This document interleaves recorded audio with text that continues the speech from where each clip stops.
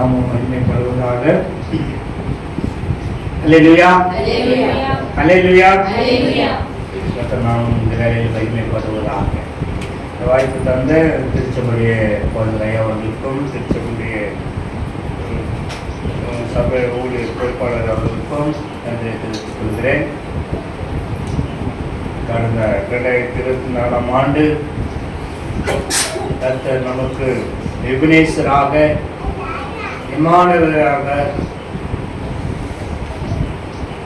யெகோவா ஈரவாக, யெகோவா ஷம்மாவாக, ஷாலேமாக நம்மை வழிநடத்தின ஆண்டவர் இந்த 2025ஆம் ஆண்டில்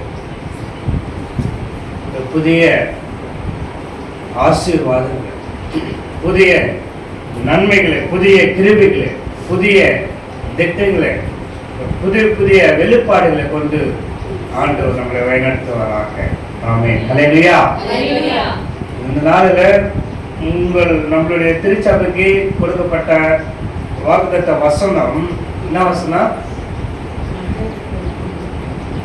மகிழ்ந்து கலிக்கூறு கர்த்தர் பெரிய காரணம். பெரிய ஒரு ஞானத்தை போட்டிருக்காங்க. இயேசுவே பயப்படாதே, மகிழ்ந்து கலிக்கூறு கர்த்தர் பெரிய காரியம் செய்வார்.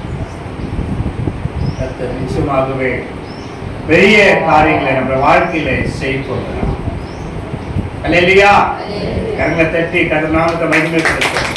இந்த ஆண்டுல ஒவ்வொரு குடும்ப காரியங்களிலும், பிள்ளைகளோட வாழ்க்கையிலும், முதலீடு காரியங்களிலும் கர்த்தர் பெரிய காரியங்களை செய்ய போகிறார். அல்லேலூயா, அல்லேலூயா. அக்காலத்தில் நான் உங்களை கூட்டிக் கொண்டு வருவேன், அக்காலத்தில் நான் உங்களை சேர்த்துக் கொள்ளுவேன், அக்காலத்தில் நான் உங்கள் சிறையிருப்பை திருப்பும் போது பூமியில் சகல ஜனங்களை பார்க்கிலும் கீர்த்தியும் புகழ்ச்சியுமாக வைப்பேன் என்று கர்த்தர் சொல்கிறார். சப்பனியா 3ஆம் அதிகாரம் 20ஆம் வசனத்தின்படி காலத்துல அந்த காலம், ஒரு காலம், இந்த 2025ஆம் ஆண்டு காலம் நம்மளுடைய எல்லாருடைய சிறையிருப்பை மாற்றி போட போகிறார். அல்லேலூயா.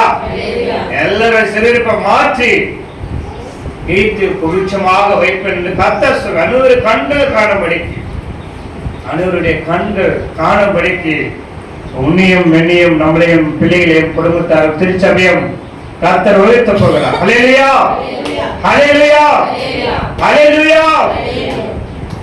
கர்த்தர் நாமம் மகிமைப்படுவதாக. இதனாலே நாம் சிந்திக்கின்ற வேத பகுதி ஒரே உடல், ஒரே திருமுல், ஒரே சரீரம், ஒரே ஞானஸ்தானம், ஒன் பாடி, ஒன் பாப்திசம். வாசிக்க கடவுள் ஒருவராகவே இருக்கிறார். திரேக தேவனார் கடவுள் ஒருவராகவே இருக்கிறார். உபாகமும் 6ஆம் அதிகாரம், கொஞ்சம் வேக வேகமா வாசிக்கணும். உபாகமும் 6ஆம் அதிகாரம் 4ஆம் வசனம், நம்முடைய தேவனாகிய கர்த்தர் ஒருவரே. தேவனாகிய கர்த்தர் ஒருவரே. ஏசாயா 44:6 சொல்லப்பட்டிருக்கிறது. 44:6, 45:5, நான் முந்தினவரும்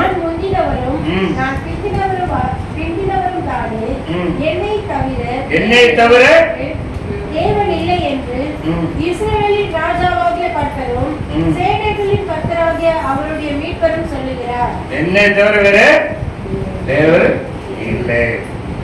அது 45:5, நானே கர்த்தர், என்னை தவிர வேற தேவன் இல்லை. 45:5 சொல்லப்பட்டிருக்கிறது. யோவான் 17ஆம் அதிகாரம் 3ஆம் வசனம் வாசிங்க. யோவான் 17:3, ஒன்றான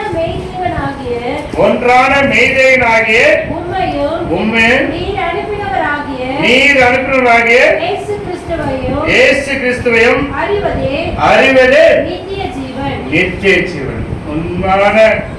ஒன்றான மெய்தேவனாகிய உம்மையும் இயேசு கிறிஸ்துவை அறிவதே நித்திய ஜீவமா இருக்கிறது. எபேசியர் 4:5 நான் வாசித்த பகுதி, ஒரே கர்த்தர், ஒரே விசுவாசம், ஒரே ஞானஸ்தானம். ஒரே கர்த்தர், ஒரே விசுவாசம், ஒரே ஞானஸ்தானம். ஒரே கர்த்தர், ஒரே விசுவாசம், ஒரே ஞானஸ்தானம். வாசிமா. ஒரே கர்த்தரும் ஒரே விசுவாசமும் ஒரே ஞானஸ்தானமும் எல்லாருக்கும் ஒரே தேவனும் பிதாவும் உண்டு. எல்லாருக்கும் ஒரே தேவனும் பிதாவும் உண்டு சொல்லுங்க. இந்த சரீரத்திற்கு தலை அவசியமா இருக்கிறது போல கிறிஸ்துவானவர் தலையா இருக்கிறார். உங்களுடைய உடலுக்கு தலை எவ்வளவு அவசியமா இருக்கிறதோ அதே போல கிறிஸ்துவானவர் இந்த திருச்சபைக்கு தலையா இருக்கிறார். அல்லேலூயா. திருச்சபைக்கு கிறிஸ்துவானவர் தலையா இருக்கிறார். சரீரத்திற்கு அநேக அவயங்கள் இருக்கிறது, ஆனால் ஒரே சரீரமாக அழைக்கப்பட்டிருக்கிறது. சரீரத்திற்கு அநேக அவயங்கள் இருக்கிறது, ஒரே சரீரமாக அழைக்கப்பட்டிருக்கிறது. திருச்சபை என்கின்ற இந்த சரீரத்திற்கு தலையாகிய கிறிஸ்து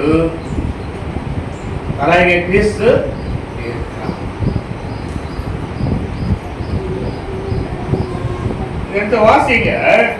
திட்டம் தெளிவா சொல்லப்பட்டிருக்கிறது. ரோமர் 12:5. ரோமர் 12:5. அநேகராக நாம் கிறிஸ்துவுக்குள் ஒரே சரீரமாய் இருக்க ஒருவருக்கொருவர் அவங்களா இருக்கிறோம். அநேகராக நாம் கிறிஸ்துக்குள் ஒரே சரீரமா இருக்கிறோம், ஒருவருக்கொருவர் அவங்களா இருக்கிறோம். ஒரே சரீரமாக திருச்சபையாக நாம் இருக்கிறோம் என்பதை ஆண்டவர் இங்கு உறுதிப்படுத்துகிறோம். அநேகமாக நாம் கிறிஸ்துக்கு ஒரே சரீரமாக இருக்கிறோம். 1 கொரிந்தியர் 12:12 சரீரம் ஒன்று, அதற்கு அவயங்கள் அநேகம் என்று சொல்லப்பட்டிருக்கிறது. 1 கொரிந்தியர் 12:12 வாசிங்க. வாசிங்க. சரீரம் ஒன்று, அதற்கு அவயங்கள் அநேகமாக இருக்கு.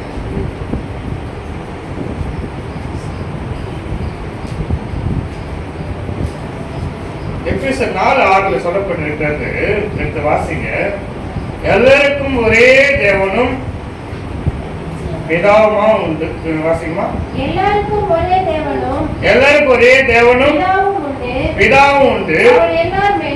எல்லார் மேலும் எல்லாரோடும் உங்கள் எல்லாருக்குள்ளும் இருக்கிறவர். அதற்கு பிரியமானவர்களே, எல்லாருக்கும் ஒரே தேவனும் பிதாவும் உண்டு, எல்லாரோடும் எல்லாருக்குள்ளும் இருக்கிறார். எல்லாரோடும் எல்லாருக்குள்ளும் ஒரே சரீரமா இருக்கிற நமக்குள்ளும் கர்த்தர் இருக்கிறார் என்றால்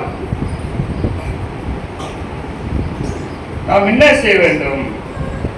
சொல்லப்படுகிற 1 பேதுருல 4:9-10 எப்படி செய்யணுமா? ஒரே உடலா இருக்கின்ற, ஒரே சரீரமா இருக்கின்ற, ஒரே கிறிஸ்துவ தரித்திருக்கின்ற, அறிந்திருக்கின்ற கர்த்தருடைய பிள்ளையார் நாம். வாசிங்க. 1 பேதுரு 4:9-10. என்ன பண்ணுமா? ஒருவர் நம்ம ஒரே சரீரமா இருக்கிற நாம், ஒரே தேவன் அறிந்திருக்கிற நாம், ஒரே கிறிஸ்துவ தரித்திருக்கிற நாம் என்ன செய்யணுமா? ஒருவருக்கு இல்லாம உபசரிக்க.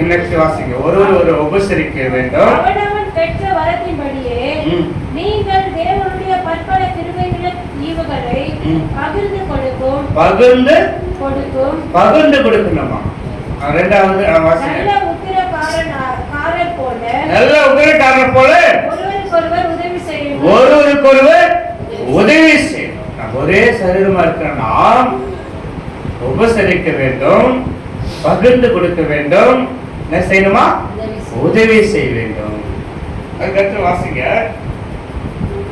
10 வாசித்தீங்களா? அதுக்கு அடுத்தது பாருங்க, எபேசியர் 4:25 வாசிங்க. அதே அதிகாரத்துல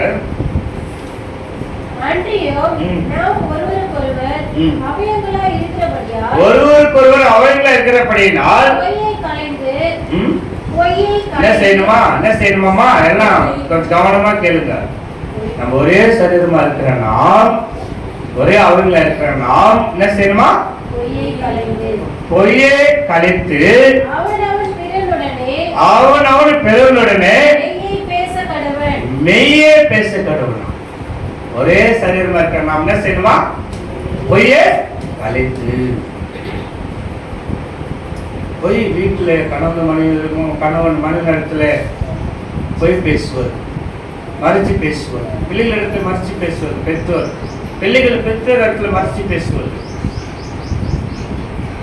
ஊழியர் இடத்துல மறைச்சு பேசுவது, பொய் பேசுவது. என்ன சொல்ற வசனம், பொய் என்ன செய்யணுமா, அழைத்து ஒரே சரீரமா ஒரே திருச்சபை இருக்கிறோம், ஒரே கிறிஸ்துவ இருக்கிறோம், பொய் என்ன செய்யணுமா அழைத்து அவனவனு பிறனுடனே செய்யணுமா மெய்யே பேசணும். இதுதான் ஒரே சரீரம், இதுதான் ஒரே சரீரம், மெய்யே பேச கடவுள். அதுக்கு வாசிங்க 32 வாசனம். ஒருவருக்கொருவர் எப்படி இருக்கணுமா, தயவாயும் மன உருக்கமாயும் இருந்து கிறிஸ்துவுக்குள் தேவன் உங்களுக்கு மன்னித்தது போல நீங்களும் ஒருவருக்கொருவர் மன்னியுங்கள். சில காரணம் சொல்லிக்கிறேன், தயவாகவும் மன உருக்கமாகவும், அது மாதிரி கிறிஸ்து உங்களை மன்னித்தது போல நீங்க செய்யணுமா, ஒருவரை மன்னிக்க வேண்டும், ஒருவரை மன்னிக்க வேண்டும். இதான் நாம் திருச்சபை ஒரே சரீரமா இருக்கணும், தயவாகவும் மன ஒருக்கமாகவும் இருக்கணும். அது மட்டுமல்ல, ஆண்டவர் நம்ம மன்னிக்கிறது போல நம்ம என்ன செய்யணுமா, என்ன செய்யணுமா மன்னிக்கணும். அநேக குடும்பங்கள்ல, அநேக கணவன் மனைவிக்குள்ள, அநேக திருச்சபைகள்ல, அநேக ஊழியருக்கும் போதகருக்கும் மக்களுக்கும், திருச்சபையுடைய ஊழியருக்கும் திருச்சபை மக்களுக்கும் சில மனஸ்தாபங்கள், சில குறைபாடுகள் இருக்கலாம். அவன் என்ன செய்யணுமா, நம்ம என்ன செய்யணுமா, கிறிஸ்துவன் உங்களை மன்னிக்கிறது போல என்ன செய்யணுமா, என்ன செய்யணுமா, ஒருவருக்கொருவர் மன்னிக்க வேண்டும். இதுதான் ஒரே உடலா இருக்கிறோம், இதுதான் ஒரே சரீரம், ஒரே உடல், ஒரே ஞானஸ்தானம், ஒரே சரீரமா இருக்கிற நாம் என்ன செய்யணுமா, இன்னும் கிளியரா சொல்ற பாருங்க. அது எபேசியர் 4:2 வாசிங்க. 4:2மா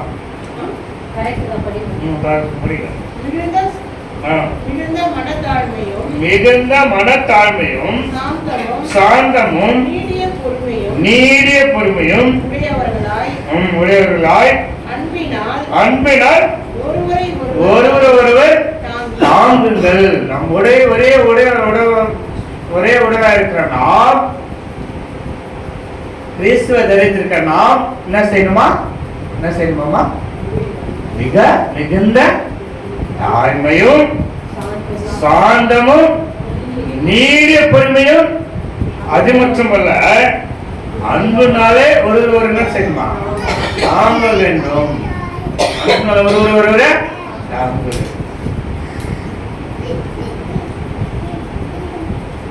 நீடிய பொறுமையோடு இருக்க வேண்டும், மிகுந்த தாழ்மையோடு சார்ந்த குணத்தோடு.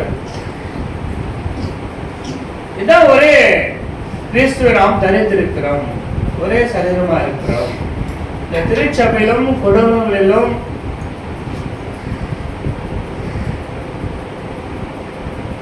ஒரே ஐக்கியமா ஒற்றுமையா ஒன்றாக இருக்க வேண்டும் சொல்லி, ஒரே உடலாக இருக்க வேண்டும் சொல்லி கர்த்தர் விரும்புகிறார்.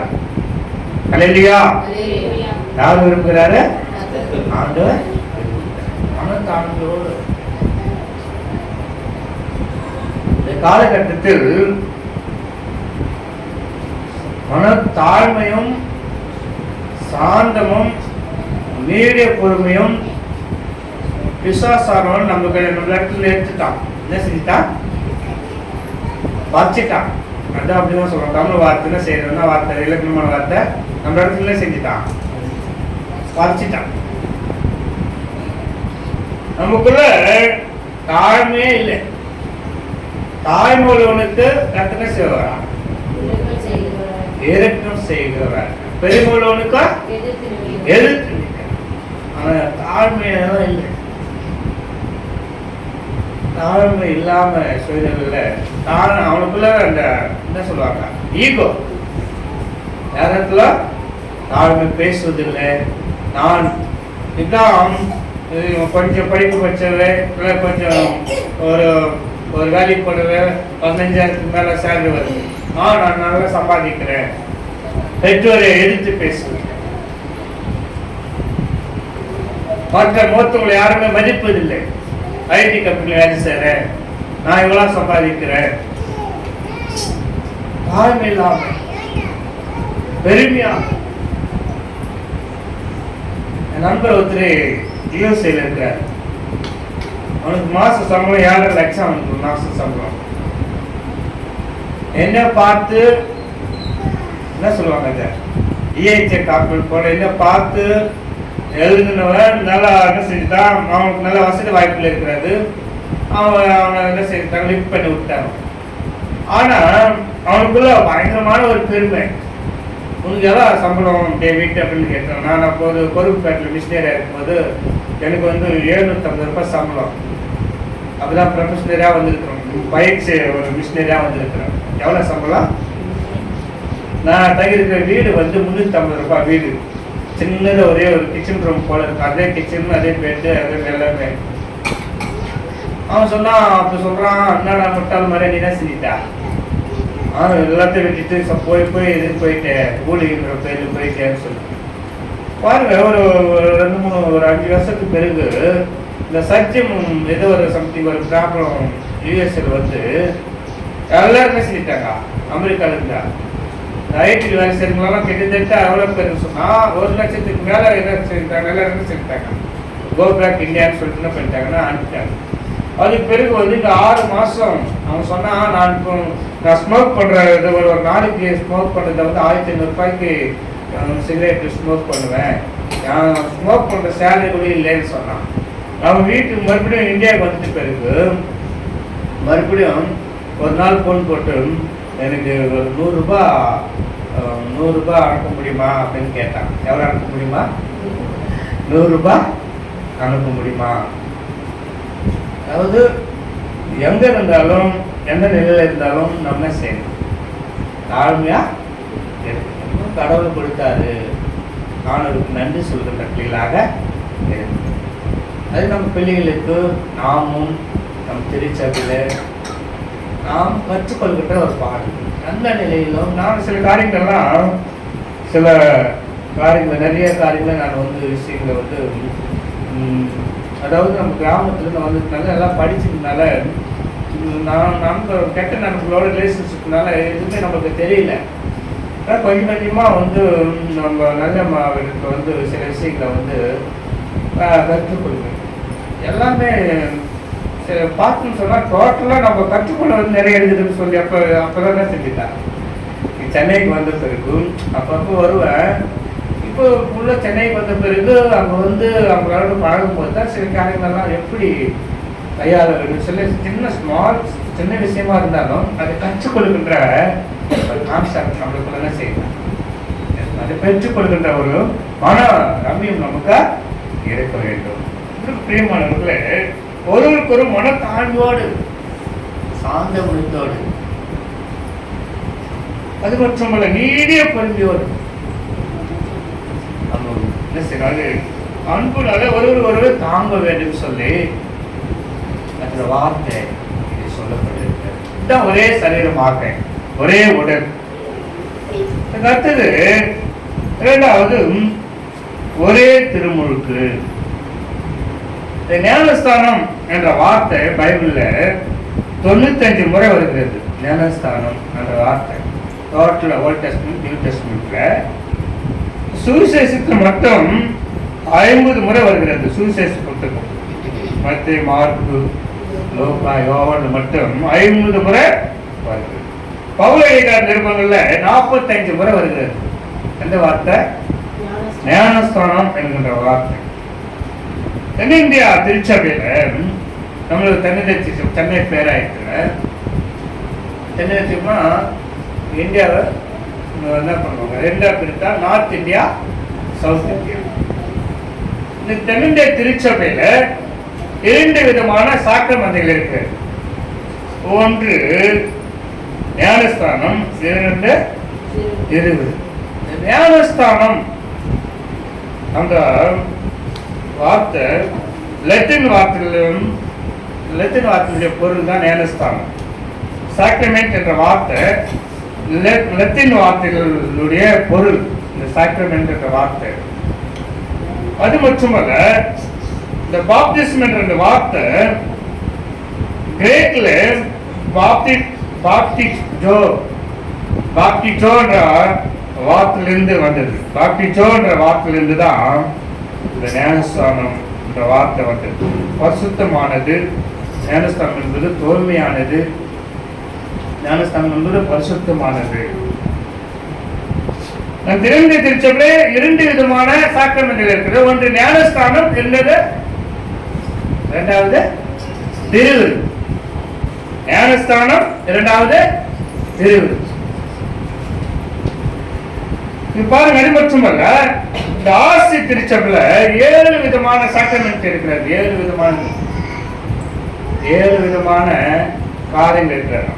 ஒன்று ஞானஸ்தானம், இரண்டாவது நற்கரணை, மூன்றாவது உறுதி பூசுதல், நான்காவது ஒப்புரவு, ஐந்தாவது நோயில் பூசுதல், ஆறாவது குருத்துவம், ஏழாவது திருமணம். ஆர்ச்சில் எத்தனை சாக்கிரமெண்ட் இருக்கிறதா? 7 விதமான சாக்கிரமெண்ட். நம்ம திருச்சபையில் 2 தான். ஒன்று ஞானஸ்தானம், இரண்டாவது திருவு. இது நாம் கற்றுக்கொள்ள வேண்டிய காரியங்கள். அதுமே கேட்டா 2 டைப் ஆஃப் சாக்ரமெண்ட். 2 சாக்ரமெண்ட்ல 2 காரியம். ஒன்று ஞானஸ்தானம், இன்னொன்று திருவு. இதை நாம் தெரிஞ்சுக்கிறோம்.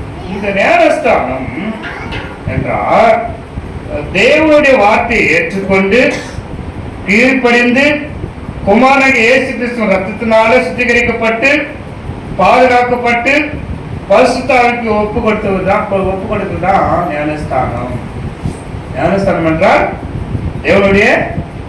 தேவனுடைய வார்த்தையை ஏற்றுக்கொண்டு கீழ்ப்படிந்து குமாரனாகிய இயேசு கிறிஸ்துவின் ரத்தத்தினால சுத்திகரிக்கப்பட்டு பாதுகாக்கப்பட்டு பரிசுத்த ஆவிக்கு ஒப்பு கொடுத்ததுதான் ஞானஸ்தானம்.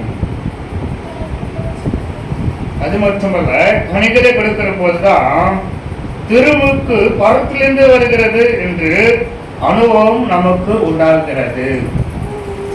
ஞானஸ்தானம் கனிகளை கொடுக்கிற போதுதான் திருமுழுக்கு பரத்திலிருந்து பெருக்கிறது என்று அனுபவம் நமக்கு உண்டாகிறது. இந்த அனுபவம் ஞானஸ்தானம் மூலமாக தான் நமக்கு உண்டாகிறது. திருமுழுக்கு என்றால் உள்ளான மனமாற்றத்தின் வெளிப்புற அடையாளம் தான் திருமுழுக்கு. திருமுழுக்குன்றது என்னமா? உள்ளான மனமாற்றத்தின் வெளிப்புற அடையாளம் தான் திருமுழுக்கு. உள்ளான மனமாற்றத்தின் வெளிப்புற அடையாளம் தான் திருமுழுக்கு. இந்த திருமுழுக்கு விசுவாசத்தை அடிப்படையாக கொண்டதுதான் திருமுழுக்கு.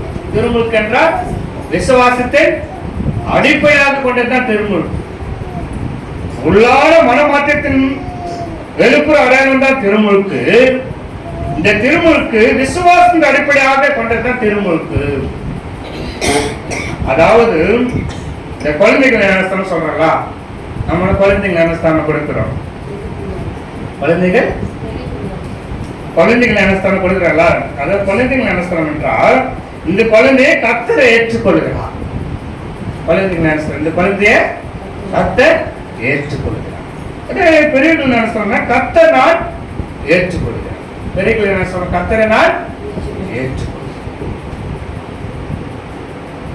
இந்த குழந்தையை கர்த்தர் ஏற்றுக்கொள்கிறார் என்ற விசுவாசம் தான் குழந்தைகளை ஞானஸ்தானம். குழந்தையை கர்த்தர் ஏற்றுக்கொள்கின்ற விசுவாசம் தான் குழந்தைகளை ஞானஸ்தானம். அதே பெரியவர்களை ஞானஸ்தானம், நான் கர்த்தரை ஏற்றுக்கொள்கிறேன்.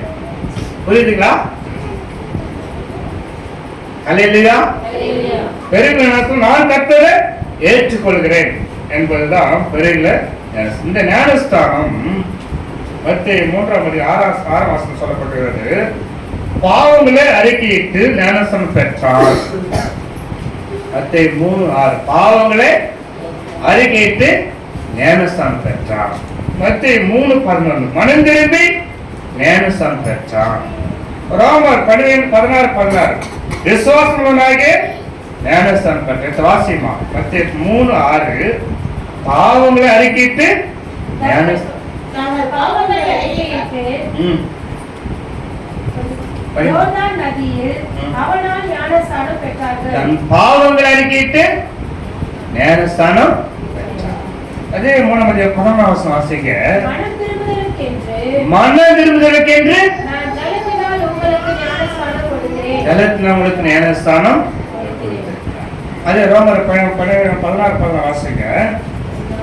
16:16 விசுவாசமாகிய 16:16 ரோமர் ஒருவரை மார்க் 16:16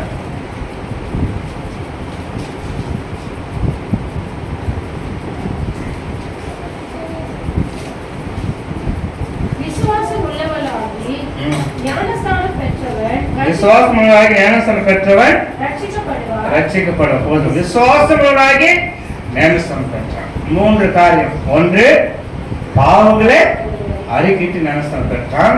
2வது, மனம் திரும்பி ஞானஸ்தானம் பெற்றான். 3வது, விசுவாசமாகி ஞானஸ்தானம் பெற்றான்.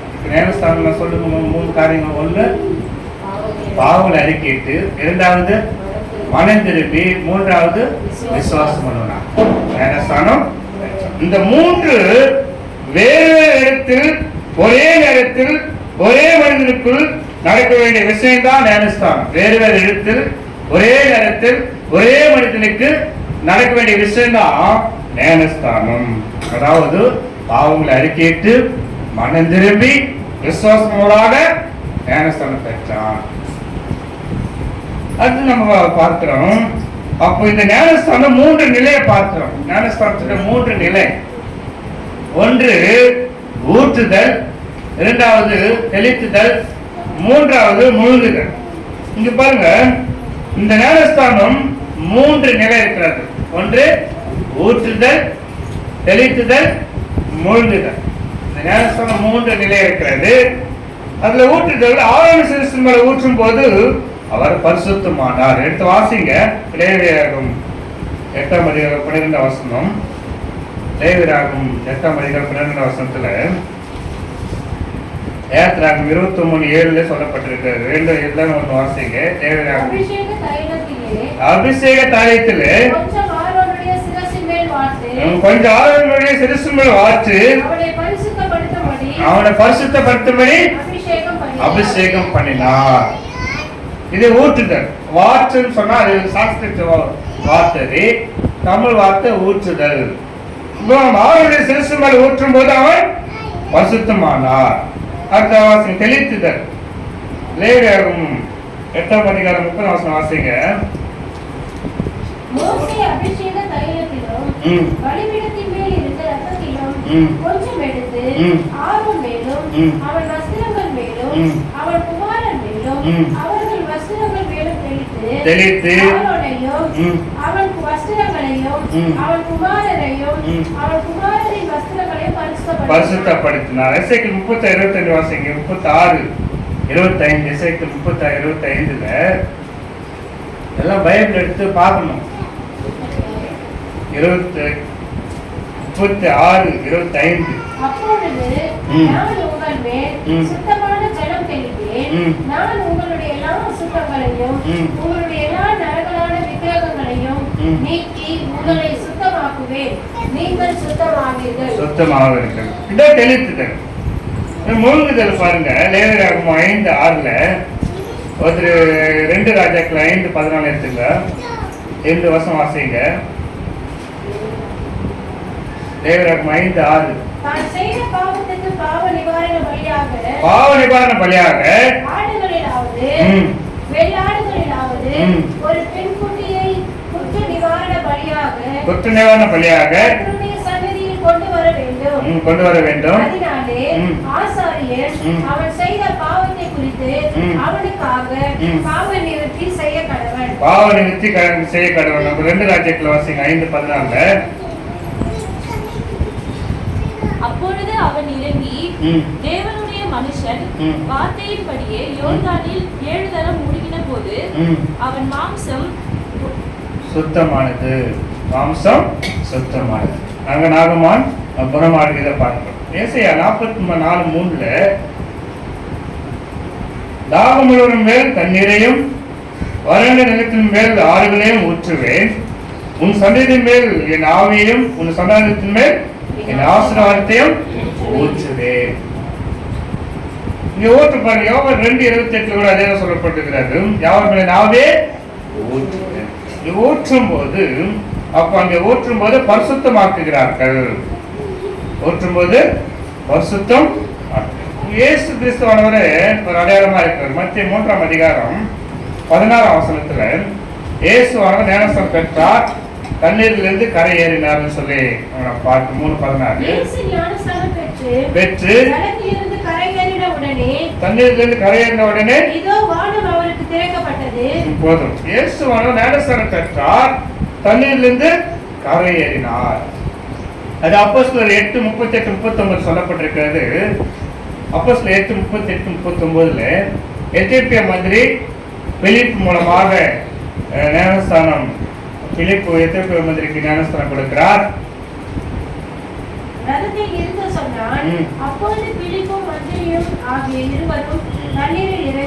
இறங்கினார்கள். பிலிப் அவர்களுக்கு ஞானஸ்தானம். இதை மூழ்குதல், ஊற்றுதல், தெளித்துதல், மூழ்குதல். இந்த 3 நிலைப்பாடுகளை ஊற்றும் போது பரிசுத்தம், தெளிக்கும் போதும் பரிசுத்தம், மூழ்கும் போதும் பரிசுத்தம். இந்த 3 பரிசுத்தம். ஊற்றும் போது பரிசுத்தம், தெளிக்கும் போது பரிசுத்தம், மூழ்கும் போது பரிசுத்தம். இந்த 3 நிலைகளும் பரிசுத்தமானார்கள். இன்று நவீன முறையில் நாம் பார்த்தா என்ன சொல்லுவாங்கன்னா, மூழ்கினாதான் என்று நினைக்கிறோம். இந்த நவீன மூழ்கினா செய்யலாம். ஞானஸ்தானம் என்றால் செய்யலாம். தண்ணீருக்குள்ள மூழ்கினாதான் ஞானஸ்தானம். அதுவும் வாலிப வயது வந்த பிறகுதான், ஞானம் வந்த பிறகுதான் ஞானஸ்தானம் அப்படிலாம் பார்க்க. இந்த 3 நிலைய பரிசுத்தம் தான். ஊற்றும் போது பரிசுத்தம், தெளிக்கும் போது பரிசுத்தம், மூழ்கும் போது பரிசுத்தம். இந்த 3 நிலைய பரிசுத்தம். ஞானஸ்தானம் தண்ணீரின் அளவை பொறுத்தல்ல, மனம் திரும்புதல் அளவை பொறுத்துதான் ஞானஸ்தானம். தண்ணீரில் அளவை பொறுத்தல்ல, மனம் திரும்புதலின் அளவை பொறுத்துதான் ஞானஸ்தானம். ஞானஸ்தானம் என்றால் தண்ணீரின் அளவை பொறுத்தல்ல, மனம் திரும்புதல் அளவை பொறுத்தான். தண்ணி அளவை பொறுத்தல்ல ஞானஸ்தானம். அப்ப இந்த ஞானஸ்தானம் இந்த நிக்கோதேமாவை கேட்கிறாரு. வாசிங்க யோவான் 3:1 யூதர்களுக்கு அதிகாரியா இருந்த அந்த நிக்கோதேம் சட்ட திட்டங்களை படித்திருந்தும் மறுபடியும் பிறக்கிற அனுபவம் தெரியாதிருந்தான். நிக்கோதேம் 3:1 இவர் வாசிங்க யோவான் 3:1 யூதருக்குள்ள அதிகாரியா இருந்தவன் நிக்கோதேம் எனப்பட்ட பரிசேயர் ஒருவன். இவன் யாருன்னு சொன்னா யூதருக்கு அதிகாரி, சட்ட திட்டங்களை படித்திருந்தவன், மறுபடியும் பிரிக்கிற அனுபவம் தெரியாதிருந்தான். நிக்கோதேம் மறுபடியும் பிரிக்கிற அனுபவம் தெரியாதிருந்தான். இவர் இரவு நேரத்தில் இயேசுவை சந்திக்க போறார். யார் இவர்? இரவு நேரத்தில் இயேசுவை சந்திக்க வேண்டும். நிக்கோதேம் ஒரு பெரிய அதிகாரி, அவன் பரிசேயன். இரவு நேரத்தில் இயேசுவை சந்திக்க போகிறான். ஏன்னா யூதருக்கு இவர் ஒரு அதிகாரியா இருக்கிறார். யூதர்களும் இயேசுவும் ஏற்றுக்கொள்ளவில்லை. யூதர்கள் இயேசுவை ஏற்றுக்கொள்ளவில்லை. இவர் ஒரு பரிசேயனா இருக்கிறார். பரிசேயர்கள் யூதர்கள் இயேசுவை வெறுத்தார்கள். அவர்களுக்கு தலைவனா இருக்கிற இவர் யாருக்கும் தெரியாமல் தான் சந்திக்க வேண்டும். இவர்களெல்லாம் பரிசர்களுக்கு யூதர்களுக்கு தலைவனா இருக்கிற இவரு யாருக்கும் தெரியாம தான் இயேசுவை போய் சந்திக்கிறார். இப்பேற்பட்டவருக்கு மறுபடியும் பெருக்கிற அனுபவம் தெரியாதிருந்தது. இந்த டவுட் எல்லாம் கேட்குது தானே செய்யறோம்னா இயேசு அதற்கு இயேசு சொல்கிறார் 3ஆம் அதிகாரம் 5ஆம் வசனத்துல என்ன சொல்றாரு?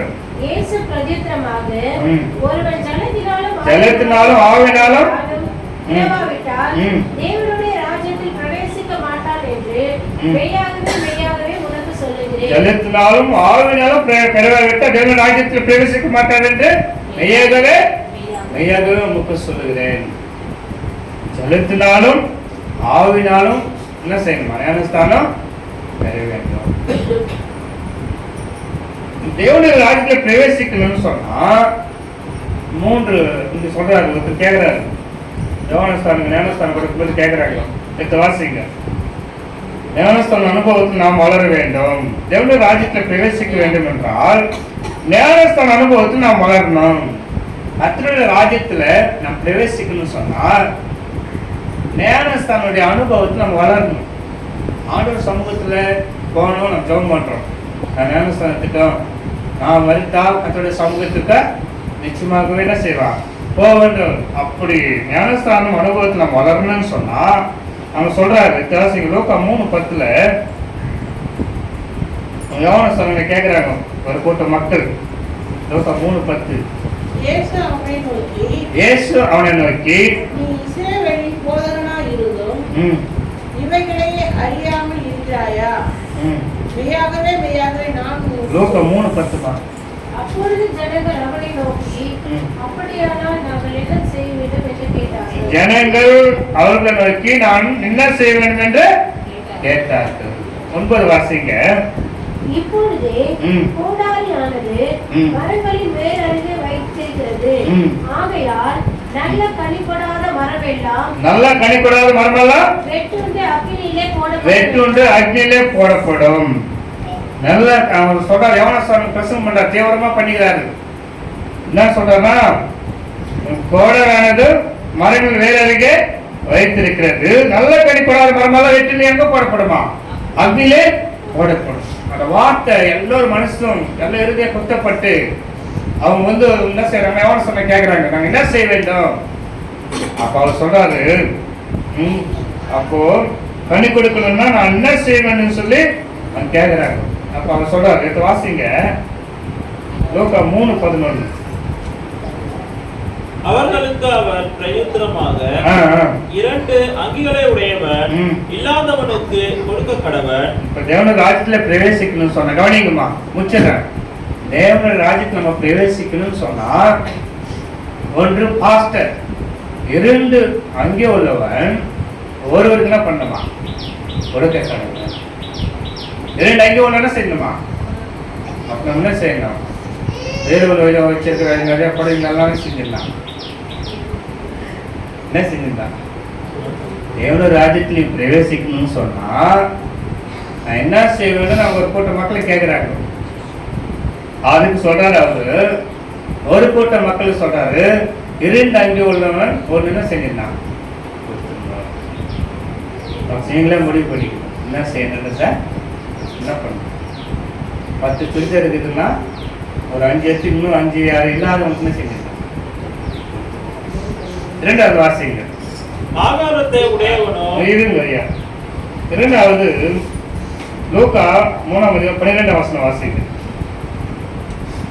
12 13 ஆயக்காரர்கள் ஞானஸ்தானம் பெற வந்தார்கள். அவனை நோக்கி, போதகரே, நாங்கள் என்ன செய்ய வேண்டும் என்று கேட்டார்கள். அதற்கு அவன், உங்களுக்கு விட்டிருக்கிறதற்கு அதிகமாய் ஒன்றும் வாங்காதீர்கள் என்றார். கட்டளையிட்டபடி அதிகமா லஞ்சம் வாங்காத, அதிகமா வரி வசூல் பண்ணாத. முதலாவது பாஸ்டர் 2 அங்கே உள்ளவன் 1 கொடுக்க வேண்டும். 2 இன்கம் டாக்ஸ் வரி வசூலிக்கிறவர்கள் ஆயக்காரர். லஞ்சம் அதிகமாக வாங்காத, வரி எவ்வளவோ அவ்வளவுதான் வாங்கு. இரண்டாவது சொல்றாரு, ஒரு கூட்ட மக்களை பார்த்தா என்ன செய்யறாரு, கவனிச்சானுங்க, லஞ்சம் வாங்காத, அதிகமா ஆசைப்படாத, அதிகமா மற்ற இடத்துல எதிர்பார்க்காத. அது மட்டுமல்ல, என்ன செய்யற, வரி எவ்வளவோ அவ்வளவுதான் வாங்கு அப்படின்னு சொல்றாரு. இரண்டாவது, மூன்றாவது வாசிங்க. முதலாவது பாஸ்டர், இரண்டாவது இன்கம் டேக்ஸ். இன்கம் டேக்ஸ்னா பொலிட்டிக்கல், பாஸ்டர் பொலிட்டிக்கல், மூன்றாவது போலீஸ். எடுத்து வாசிங்க. லூக்கா 3ஆம் அதிகாரம் 14ஆம் வசனம். போர் சேவகரும் அவரை நோக்கி, போர் சேவகரும் அவர்களை நோக்கி, நாங்கள் என்ன செய்ய வேண்டும் என்று கேட்டார்கள். போர் சேவகர் கூட்ட மக்கள் இருக்காங்க, என்ன செய்ய வேண்டும் கேட்கிறாங்க. அதற்கு அவன், நீங்கள் ஒருவருக்கும் இடுக்கண் செய்யாமலும் பொய்யாய் குற்றம் சாட்டாமலும் உங்கள் சம்பளமே போதும் என்று இருங்கள். ஒருவனுக்கும் ஒருவர் நீங்கள் இடக்கம் செய்யாதீர்கள், பொய்யா குற்றம் சாட்டாதீர்கள், உங்கள் சம்பளமே போதும் என்று இருங்கள். தேவனுடைய ராஜ்யத்தில் பிரவேசிக்க விரும்புகிறவர்கள் இந்த 3 காரியங்களை நம்ம கடைபிடிக்கணும். என்ன காரியம் கடைபிடிக்கணுமா? புரியுதுங்களா ஐயா? புரியுதுங்களா? 3 காரியங்களை கடைபிடிக்கணும். ஞானஸ்நானம் பெற்றலாம் தேவனுடைய ராஜ்யத்தை பிரவேசிக்க வேண்டும்னா முதலாவது என்ன பண்ணலாம்? நங்கி உள்ளவன் ஒண்ணு எல்லாருக்கும் கொடுத்து. இரண்டாவது, அதிகமா லஞ்சம் என்ன பண்ணக்கூடாது, வாங்கக்கூடாது, லஞ்சம் வாங்கக்கூடாது. வரி எவ்வளவு அவ்வளவுதான் ஆயக்காரர்களுக்கு சொல்றாரு. மூன்றாவது, போலீஸுக்கு சொல்றாரு, அதாவது போலீஸ் அவர்களுக்கு சொல்றாரு, எடுக்கம் செய்யாத. என்ன செய்யாத? எடுக்கம் செய்யாத, பொய்யா குற்றம் சாட்டாத, சம்பளம் போதும் என்று மன திருப்தியோட இரு அப்படின்னு சொல்றாரு. ஒரு நாட்டுக்கு முக்கியமானவங்க இந்த 3 பேர் தான், பாஸ்டர், பொலிட்டிக்கல், போலீஸ். இந்த 3 பேரும் அவங்க இருக்கிறாங்க. எங்க இருக்கிறாங்க? வனாந்தரத்தில் இருக்காங்க. 3 பேர் எச்சரிக்கிறார். இந்த 3 பேரும் கத்திக்கிறார், சத்தம் விட்டு பேசுறாரு, கோபமா பேசுறாரு.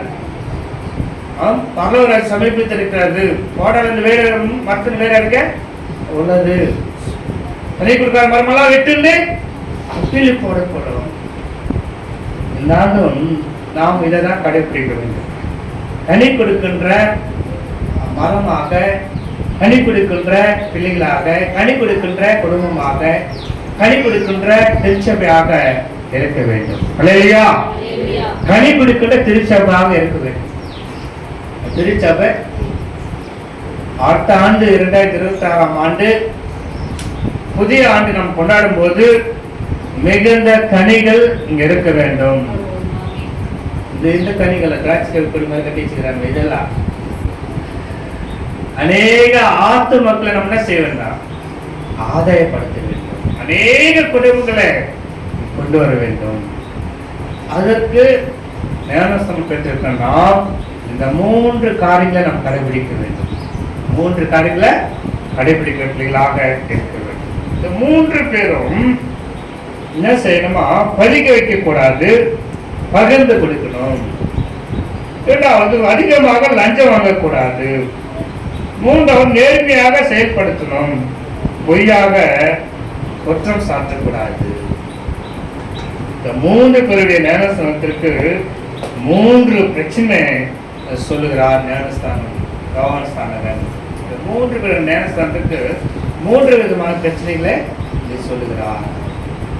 இப்போ நம்ம வாசிக்க தெரிந்து கொள்ளப்பட்ட பகுதி ஒரு வசனத்தை மட்டும் வாசிக்கலாம். நற்செய்தி பாடம் மத்தேயு 16ஆம் அதிகாரம் 16 வாசிக்கலாம். 16 சீமோன் பேதுரு பிரதித்திரமாக, நீர் ஜீவனுள்ள தேவனுடைய குமாரனாகிய கிறிஸ்து என்றார். அங்க கேட்கிறாரு ஆண்டவர் சேடுகளை கேட்கிறாரு. மக்களெல்லாம் என்ன சொல்றாங்க, என்ன பார்த்து உன்னை தீர்க்கதரிசின்னு சொல்றாங்க, எலியான்னு சொல்றாங்க, எரேமியான்னு சொல்றாங்க அப்படின்னு மற்ற ஒவ்வொருத்தர் ஒரு ஸ்டேட்மெண்ட் சொல்லும்போது பேதுரு மற்ற ஒரு ஸ்டேட்மெண்ட் சொல்றாரு. என்ன ஸ்டேட்மெண்ட்? ஜீவனுள்ள தேவனுடைய குமாரனாகிய கிறிஸ்து, ஜீவனுள்ள தேவனுடைய குமாரனாகிய கிறிஸ்து என்று பேதுரு அங்க சொல்லுகிறார். கிறிஸ்து தான் நமக்காக அடிக்கப்பட்டார். கிறிஸ்து தான் நமக்காக ரத்தம் சிந்தப்பட்டார். கிறிஸ்து நம்மளோட பாவங்களுக்காக மரிக்கப்பட்டார். நம்மளோட பாவத்தினால கிறிஸ்து அடிக்கப்பட்டார், மரித்தார், அடக்கம் பண்ணப்பட்டார், 3 நாள் உயிர்த்தெழுந்தார், மீண்டுமாக இப்போது வரப்போகிறார். இங்க 3 காரியங்களை சொல்றாரு. நீர் தேவனுடைய ஜீவனுள்ள என்ன வார்த்தை சொல்லுங்கம்மா, படிக்கிறது. சீமோன் பேதுரு பிரதியுத்தரமாக, நீர் ஜீவனுள்ள தேவனுடைய குமாரனாகிய கிறிஸ்து. இந்த 3 காரியங்களை நாம் பார்ப்போம். ஜீவனுள்ள தேவனுடைய குமாரனாகிய கிறிஸ்து. இந்த கல்லனை கூட சிலுவையில ஒரு வார்த்தை சொல்றான். என்ன வார்த்தை சொல்றான் ஐயா? கல்லன் சிலுவையில ஒரு வார்த்தை சொல்றான். அப்படின்னு சொல்லி இருக்கும்போது ஆண்டவரை பார்த்து ஒரு வார்த்தை சொல்ற, தேவனா மெய்யாகவே தேவனுடைய குமாரன், மெய்யாகவே நீ தேவனுடைய குமாரன். அவங்க சிலுவையில அவங்க ரட்சிக்கப்படுகிறது நாம் பார்க்கிறோம். என்ன சொல்றாரு ஆண்டவர்? பேதுரு இடத்துல ஒரு வார்த்தை சொல்றாரு, நீ இந்த பூலோகத்துல எவைகளே கட்டுகிறையோ அது கட்டப்படும், அது பரலோகத்திலும் கட்டப்படுமா. இயேசுவானவரை நீ விசுவாசித்த மட்டும் போதும். இதுதான் விசுவாசித்த. நம்ம ஏற்கனவே நம்ம இங்க சொன்னோம், திருமுழுக்கு என்றால் பாவங்களை அறிக்கையிட்டு மனம் திரும்பி விசுவாசமாக ஞானஸ்நானம் பெறுதல். இங்க விசுவாசித்த மட்டும் போதும். இதுதான் ஒரே ஞானஸ்தானம். இயேசுவானவரை விசுவாசித்த மட்டும் போதும், ரட்சிக்கப்படுது. விசுவாசிக்கின்ற பிள்ளைகளாக, ஆண்டவரை ஏற்றுக்கொண்ட பிள்ளைகளாக, ஆண்டவர் நாமத்தை மகிமைப்படுத்துகிற பிள்ளைகளாக, கனி கொடுக்கின்ற பிள்ளைகளாக அந்த உலகத்தில் நாம் இருக்க வேண்டும். அதான் சொல்றாரு. அந்த அதிகாரத்தை, அந்த பவர், அந்த வல்லமை நமக்கு கொடுக்கிறார். இந்த பூலோகத்துல நீங்க எவைகளே கட்டுகிறது பரலோகத்துல கட்டப்படும். பரலோகத்தில் திருநெல்வேலி யார் கையில் கொடுத்திருக்கிறார்? பேதுரு கிட்ட கொடுக்கிறார். யாருன்னு சொன்னா அந்த அளவுக்கு ஆண்டவர் அறிந்திருக்கிறான், தெரிந்து கொண்டிருக்கிறான், விசுவாசித்திருக்கிறான். எல்லாம் ஒரு ஸ்டேட்மெண்ட் சொல்றாங்க. ஆனா இவன் மட்டும் என்ன பண்றான்? கரெக்டா ஸ்டேட்மெண்ட்டை கரெக்டா சொல்றான்னா ஆண்டவர் அந்த அளவுக்கு நுணுக்கமாக அறிந்திருக்கிறான். ஒரு தேவனுடைய குமாரன் என்பது, ஒரு கிறிஸ்து என்பது, கிறிஸ்து என்றால் என்ன பொருள்? கிறிஸ்து என்றால் இயேசு என்றால் ரட்சகர், கிறிஸ்து என்றால் அபிஷேகம் பண்ணப்பட்டவர், கிறிஸ்து என்றால் அபிஷேகப்பட்ட, இவரு கர்த்தரால் அபிஷேகம் பண்ணப்பட்டவர். நாமும் அதே அபிஷேகத்தை ஞானஸ்நானம் பெற்ற நாமும் பரிசுத்தமாக்கப்பட்டவர்கள். நாம் பார்த்தோம் 3 நிலையம்: ஊற்றுதலும் பரிசுத்தம், தெளித்துதலும் பரிசுத்தம், முழுங்குதலும் பரிசுத்தம். அவர் கிறிஸ்து என்ற அபிஷேகம், கர்த்தரால் அபிஷேகம் பண்ணப்பட்டவர்கள். இயேசு கிறிஸ்துனால, இயேசு கிறிஸ்து தான் பண்ணப்பட்டவர்கள். பரிசுத்தமாக்கப்பட்டவர்கள், தூய்மையாக்கப்பட்டவர்கள். இயேசு கிறிஸ்து ரத்தத்தினால பரிசுத்தமாக்கப்பட்டவர்களாக காணப்படுகிறோம். ஒரே சரீரம், ஒரே ஞானஸ்நானம். ஜெபம் செய்வோம். நேசித்து வேணத்தின் நல்லாண்டவரே, ஒரே உடலும் ஒரே திருமுழுக்கு குறித்து நாம் தியானித்திருக்கிற மாட்டவரே, ஒரே உடலில் இருக்கிற நாம் உங்களுடைய குணாதேசங்களை பெற்று அன்பையும் தயவையும் நீதியும் பகிர்ந்து கொடுக்கின்ற பிள்ளைகளாக காணப்பட திருமுழுக்கு பெற்ற நாம் 3 நிலைகளை கடைபிடிக்க, பகிர்ந்து கொடுக்க, 2 அங்கே இருந்தால் 1 பகிர்ந்து கொடுக்க, லஞ்சம் வாங்காமல், இரக்கம் செய்யாமல், பொய் சாட்சிகள் சொல்லாமல் 3 நிலைகளை நாம் கடைபிடிக்க உதவி செய்யப்படும் கருத்தில் கொடுக்கிற மாட்டவரை பகவராஜத்தை பிரவேசிக்க வேண்டிய நாம் விரும்புகிற நாங்கள் 3 நிலைகளை கடைபிடிக்கவும் உதவி செய்யப்படும் திரு கருத்தை கொடுக்கிறோம். இந்த நாமம் மகிமைக்கென்று இந்த புதிய ஆண்டுல வருகின்ற புதிய காரியங்களை கர்த்தர் செய்யும்படிக்கு அப்பா ஸ்தோத்திரம். உங்களுடைய உடலை நாங்கள் அப்பா ஸ்தோத்திரம் ஆண்டவரே, ஒரே ஒளியிலே புரிந்து கொண்ட நாங்கள், ஒரே நடசில புரிந்து கொண்ட நாங்கள் கிறிஸ்துக்காக வாழும்படிக்கு கர்த்தர் கிருபை பாராட்டும் கருத்தை பொறுக்கிறோம். இயேசுவின் நாமத்தில் வேண்டிக் கொள்கிறோம் நல்ல பிதாவே. ஆமென்.